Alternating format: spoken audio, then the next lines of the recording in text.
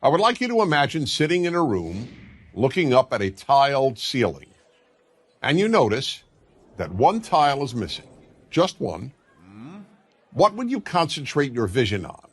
What would you look at the most? The answer, of course, is the missing tile.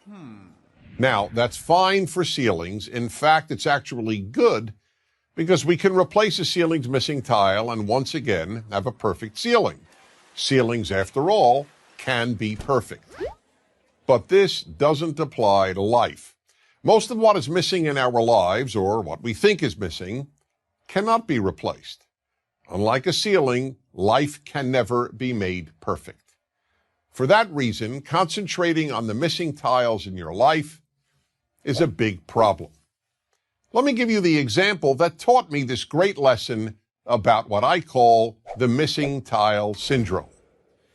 A bald man once said to me, "You know, Dennis, whenever I walk into a room with people, all I see is hair." When I heard this, I immediately realized that in this regard, this man sees the world completely differently from how I do. Because I have all my hair. When I walk into a room, I don't even notice hair. It's not a missing tile for me. But for this person, hair is what he sees. This applies in some way to everyone. When a woman who thinks she has imperfect legs walks into a room, all she sees are perfect legs.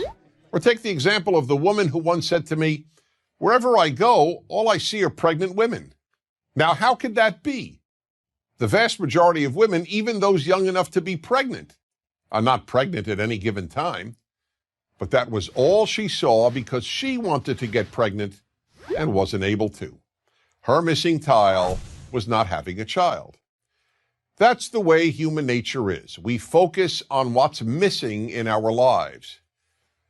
The missing tile syndrome is a very big obstacle to happiness, so big, in fact, that it makes happiness almost impossible. There will always be something missing in your life.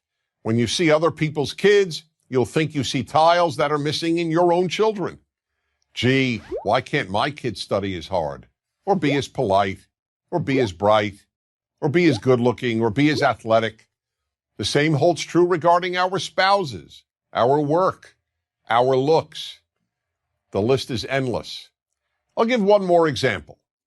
When I was single and looking to find the right woman, I wanted to first identify the most important trait to look for in my future wife. So after almost every date, I would call my best friend Joseph and announce, "Joseph, tonight I identified the most important trait in a woman." And he would always say, "Okay, Dennis, what is it?" And then patiently listen.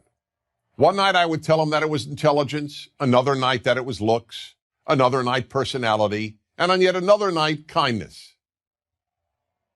One night, as usual, I called him up after an evening out and said, "Joseph, I finally figured out what the most important trait in a woman is."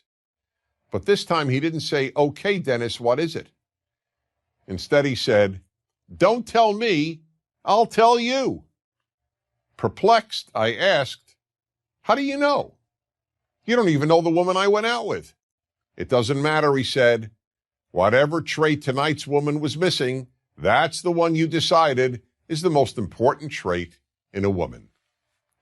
I could say nothing. He was right. Whatever that night's date was missing is what I would declare the most important trait in a woman. I hadn't yet come up with the term missing tile syndrome, but that is exactly what I was suffering from. That's the way we play tricks on ourselves and undermine our happiness, by concentrating on the missing tiles every one of us has.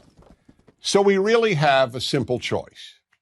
Do we focus on the rest of the ceiling, on all the tiles we do have, or do we focus on the ones we're missing?